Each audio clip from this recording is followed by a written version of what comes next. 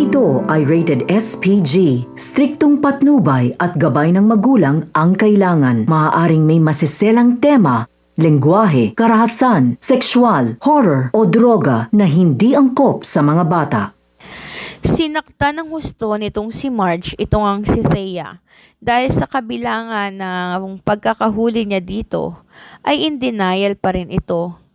Patuloy nga itong nagmamaang-maangan at sinabi niya na hindi niya karelasyon itong si Paulo.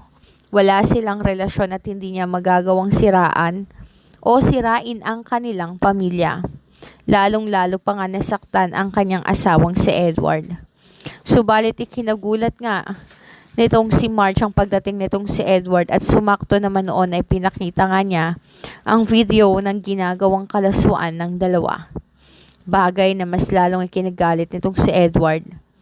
Agad nga niyang kwestiyon nitong si Paulo, subalit sinabi ni Paulo na hindi iyon ang tamang pagkakataon para mag-usap silang dalawa dahil aayusin niya muna ang sa kanilang dalawa nitong si Marge.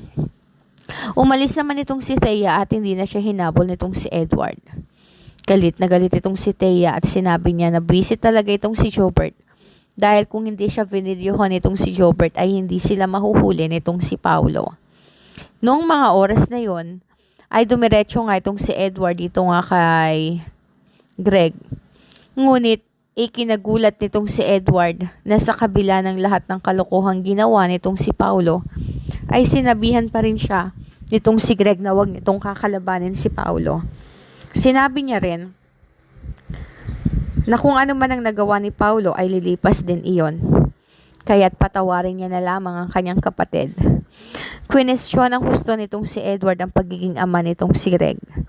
Kaya ayon sa kanya na sana for once ay maging totoo naman ito at maging fair sa kanilang dalawa dahil pareho naman silang anak niya. Ang hindi alam nitong si Edward ay mas may mabigat na lihim si Greg kaya't hindi siya nito may pagtanggol.